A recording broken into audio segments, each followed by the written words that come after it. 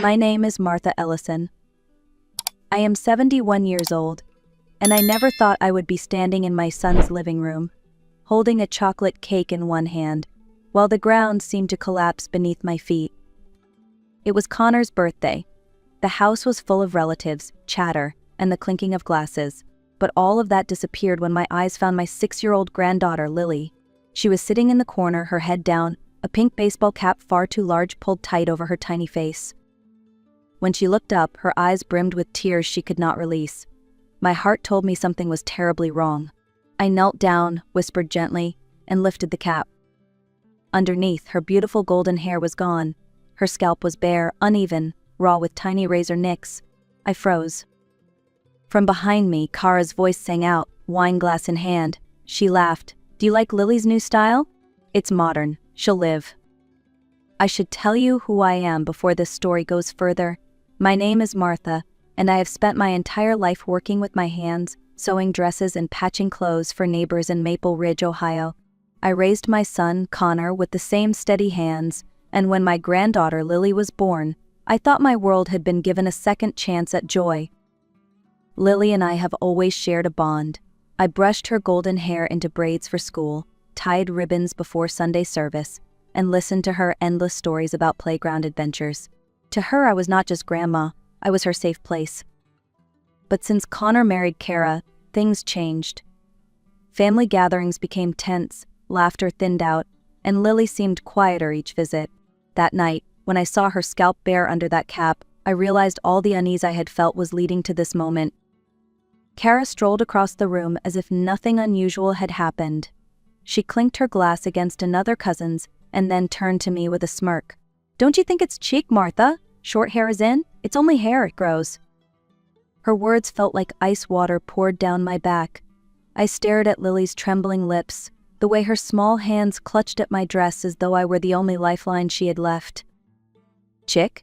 I asked slowly, my voice shaking with controlled anger. "She's 6 years old, Kara. 6. Who could look at this and call it fashion?" Kara waved a hand, dismissive. "Discipline, Martha. She never wanted to wash it, always whined when I tried to comb it. I solved the problem. No more fuss." My breath caught. "You call humiliating a child discipline?" Kara tilted her head back, laughing. "Oh, relax. It's a joke. Kids are dramatic. She'll get over it." But I could see it in Lily's tear-filled eyes. She wasn't getting over anything. I searched the room for my son, desperate for him to see what I saw. Connor was in the kitchen, pouring drinks as if nothing in the world had gone wrong. I called his name sharply. He turned, eyebrows raised, already looking weary. "Mom, what is it now?" "What is it?" My voice cracked. "Did you know about this? Did you see what Kara did to your daughter?" Connor sighed, rubbing the back of his neck. "Mom, it's just hair. Kara thought it was best. Lily fights her every time. This way it's easier." I stepped closer, lowering my voice. "Easier. Did you hear her cry, Connor? Did you hear her beg for it to stop?" He avoided my eyes, staring down at the counter. "She's dramatic. Kids cry over everything." My chest tightened with fury. My son, the boy I had raised, was standing in front of me, defending the act that left his little girl trembling in fear. For them, it was just hair. For Lily, it was a wound carved into her heart. I could not let the conversation end there. I took Lily gently by the hand and led her down the hallway to the bathroom, away from the noise of clinking glasses and shallow laughter. I locked the door behind us and knelt down so we were face to face. Her eyes were red, her cheeks streaked with silent tears. I reached out, tucking her trembling hands into mine. "Sweetheart, tell Grandma what really happened. I need to know the truth." She hiccuped through her words. "Mommy woke me up yesterday. She was mad. She called me dirty. She said my hair was gross. I told her I bathed, but she didn't believe me. She used Daddy's machine, the one he shaves with. She said if I moved, she'd hurt me." Tears burned my eyes as she whispered. "When I cried, she said ugly girls cry too much, and if I told anyone, she'd cut my eyelashes next." When we stepped back into the living room, I held Lily's hand firmly in mine. The noise of the party swirled around us, but I could feel every eye on the cap she wore. Without a word, I lifted it from her head once more. Gasps broke through the chatter. My sister Diane covered her mouth with both hands. "Oh my goodness," she whispered. Across the room, Kara only smiled. I already explained to everyone. Her hair was always greasy, always tangled. This was necessary. Besides, it's cooler for summer. Necessary? I snapped.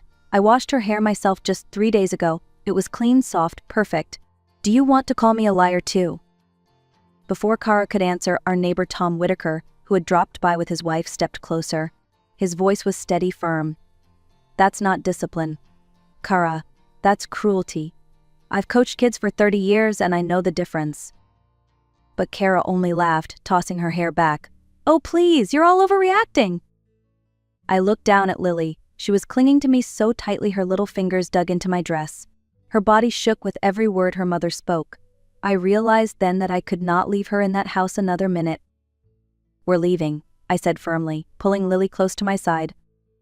Kara crossed her arms and blocked the path toward the door. She's not going anywhere. It's Connor's birthday, and you're not going to ruin it with one of your tantrums. This isn't a tantrum, I replied, my voice sharper than I intended. This is protecting my granddaughter. Connor came forward, frustration etched across his face. Mom, please, stop causing a scene. It's just hair. You're making it worse. I stared at him, my son, who refused to see the fear written all over his child's face. Then I lifted Lily into my arms. No, Connor, what's worse is pretending this is normal. I carried Lily out of that house as if she were the most fragile treasure in the world. The cool evening air hit us, and I felt her small arms tighten around my neck. She didn't speak the entire ride to my bungalow. She just stared out the window, her cap pulled low again, silent tears tracing her cheeks. When we arrived, I led her straight to my bedroom. She looked so small sitting on the edge of the bed, shoulders hunched forward. I ran warm water for a bath, added lavender soap, and gently washed away the traces of the day. Afterward, I dabbed soothing cream on the tiny cuts across her scalp. She flinched but didn't cry. I slipped one of my soft cotton shirts over her head as pajamas and tucked her beneath my quilt. That night, she woke 3 times screaming, "No, Mommy, please." Each time I held her close, whispering, "You are safe here, Lily. Grandma will not let anyone hurt you again." The phone rang before midnight. Connor's name lit up the screen. I hesitated, then answered.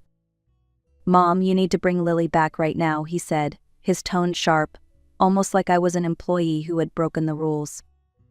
"No," I replied simply. "You can't just take her. She's my daughter. Kara's calling the police if you don't return her." I steadied my voice. "Good. Let her call. I'll gladly explain to the officers why a 6-year-old has razor cuts on her scalp, and why she's terrified of her mother. I'll show them the photos I took tonight." There was silence. Then his voice dropped lower. "Mom, you're overreacting again. It's just hair." "Connor," I said, anger rising like fire in my chest, "your little girl begged for help while you stood in the next room. Don't you dare tell me this is nothing." The next morning, I called someone I trusted, Samuel Pike, an old family friend and lawyer. He arrived at my house within hours, his leather briefcase in hand, his face set in a firm line. Connor and Kara were already waiting on my front steps. Kara's eyes were red, but not from sorrow, from anger. "That's him. Mom, you brought a lawyer into this? Unbelievable." Samuel stood tall. "I'd like to hear what happened." Kara jumped in first. "She kidnapped my daughter. I want Lily back immediately." Samuel raised an eyebrow. "Kidnapping, you say? And why would Miss Ellison take your child without reason?" "She shaved her," I interrupted, my voice tight. I guided Lily to the doorway. Samuel's eyes softened when he saw the uneven scalp, the raw patches. He crouched to Lily's level. "Sweetheart, how do you feel?" Her voice was barely a whisper. "Scared. Mommy says ugly girls cry too much." Samuel straightened, his face hardening. "This isn't a family disagreement. This is abuse." The days that followed were quiet but heavy. I wanted Lily to feel safe, so I transformed my small office into her bedroom. We painted the walls a pale yellow together, her favorite color. I bought her new sheets patterned with daisies, a small desk for drawing, and a set of storybooks that stacked neatly by her bed. Each morning we shared breakfast at the kitchen table, planning our day. Some mornings we baked muffins. Other times we planted flowers in the backyard. Slowly, I began to see flickers of the old Lily, her laughter spilling out when the dog chased a butterfly, her hands stained with marker after an afternoon of coloring. Every evening we ended with a ritual. She would sit before the mirror while I massaged her scalp gently with coconut oil, calling it magic cream. I told her stories of brave princesses who had lost their hair but grew it back stronger than ever. A week later, I took Lily to meet Dr. Nadia Brooks, a child psychologist recommended by Samuel. The office was bright, filled with bookshelves, beanbags, and colorful toys. Dr. Brooks knelt to Lily's height and smiled warmly. "You can call me Dr. V. Do you like to play?" During the session, I sat quietly as Lily reached for a doll with long yarn hair. She picked up toy scissors and began cutting. Dr. Brooks asked softly, "What's happening to the doll?" "Her mommy is punishing her," Lily whispered. "She spilled water." My chest tightened. "And how does the doll feel?" "Ugly. Very sad." Dr. Brooks kept her voice gentle. "Do you think spilling water deserves that punishment?" Lily shook her head but then added, "Mommy says it does." When the hour ended, Dr. Brooks pulled me aside. "Your granddaughter is showing signs of trauma, low self-esteem, fear of punishment, and distorted ideas about what she deserves. But with time and safety, she can heal." Not long after the session, my sister Diane called me with news. She had run into Kara's younger sister at the grocery store. Between small talk and lowered voices, the truth slipped out. Kara grew up in a house where punishment was constant, Diane explained. Her parents believed in harsh discipline. Yelling, cutting privileges, even cutting hair as punishment. She never got help for it. And now it's repeating. I stood there in my kitchen, phone pressed to my ear, trying to take it in. It didn't excuse anything. Lily wasn't just repeating history. She was a child living in fear. Diane sighed. Her sister said Kara was always impulsive, quick-tempered. Apparently she's been struggling with anger for years but never admitted it. That doesn't make Lily any less of a victim, Martha. It just explains where some of this started. I nodded silently. Context or not, my granddaughter still needed protection. 2 weeks later, a thick envelope arrived in my mailbox. My hands shook as I opened it. Inside was a legal petition from Connor and Kara, demanding custody of Lily be returned immediately. They argued that Kara had been officially diagnosed with intermittent explosive disorder, that she was now on medication and attending therapy 3 times a week. My stomach dropped. On paper, it all looked neat, steps taken, boxes checked, but no sheet of paper could erase the fear I had seen in Lily's eyes. I called Samuel immediately. He listened quietly, then said, "The judge has ordered a complete family evaluation. That means interviews with all of you, psychological reports, and a hearing in 2 weeks' time." 2 weeks. That was all the time I had to prepare for the fight of my life. That night, I tucked Lily into bed and watched her chest rise and fall as she slept. I whispered to myself, "Whatever it takes, I will keep you safe." Connor came to see me alone the next afternoon. He looked older than his years, dark circles under his eyes, shoulders heavy with regret. He sat at my kitchen table, unable to meet my gaze. "Mom," he began, voice low. "I know I failed. I kept the peace instead of protecting my daughter. I thought if I ignored Kara's temper, it would calm down. I was wrong." For a moment, I saw the boy I had raised, not the man who stood by while his child cried. "Connor," I said quietly, "Lily is terrified. Do you truly believe Kara has changed after a few weeks of therapy?" He swallowed hard. "I want to believe it. She's working on herself. She says she's sorry. But what if she relapses?" I leaned forward. "Then you make a choice. And that choice has to be your daughter. Above everything else." He nodded, tears slipping down his face. The day of the hearing arrived faster than I could have imagined. The courthouse smelled faintly of paper and coffee, its tall ceilings echoing with footsteps. I held Lily's hand as we walked inside, her small palm damp with nervous sweat. She wore a coral dress we had picked out together, her soft new curls shining under the fluorescent lights. Across the aisle, Kara sat stiffly, her hair pulled back, her face pale. Connor looked hollow, like a man torn in two. The proceedings began with their lawyer presenting stacks of documents. "Your Honor," he said smoothly, "my clients have complied with every recommendation. Therapy, medication, parenting classes. Mrs. Hart has been diagnosed and treated for her condition." Then Samuel rose. His voice carried strength. "Paper progress does not erase trauma. This child was humiliated and threatened. She wakes with nightmares. What she needs now is safety, not promises." Finally, Dr. Brooks spoke. When asked about returning home, Lily trembles. That reaction alone tells us she is not ready. The judge cleared the room so only the lawyers, parents, and I remained. Lily was led to a small wooden chair placed near the bench. Her legs dangled, her hands twisted nervously in her lap. Judge Rivera leaned forward, his voice gentle. "Lily, do you know why we're here today?" She nodded. "To decide if I have to go back with Mommy and Daddy." "And what do you want?" the judge asked softly. Lily glanced at her parents, then at me. Her voice shook, but she spoke clearly. "I want to stay with Grandma. Because at Grandma's house I'm not scared. I sleep all night. And Grandma never calls me ugly." Connor bowed his head. Kara's face crumpled. The judge paused, then asked, "Are you afraid of your mother?" Lily whispered, "A little. Before I was very scared. Now just a little. But I don't want to go home yet." The courtroom was silent as Judge Rivera shuffled his notes. His expression was solemn, deliberate. After reviewing testimony and professional evaluations, I must place the child's safety above all else. My breath caught. He continued, "Temporary custody will remain with Miss Ellison for 6 more months.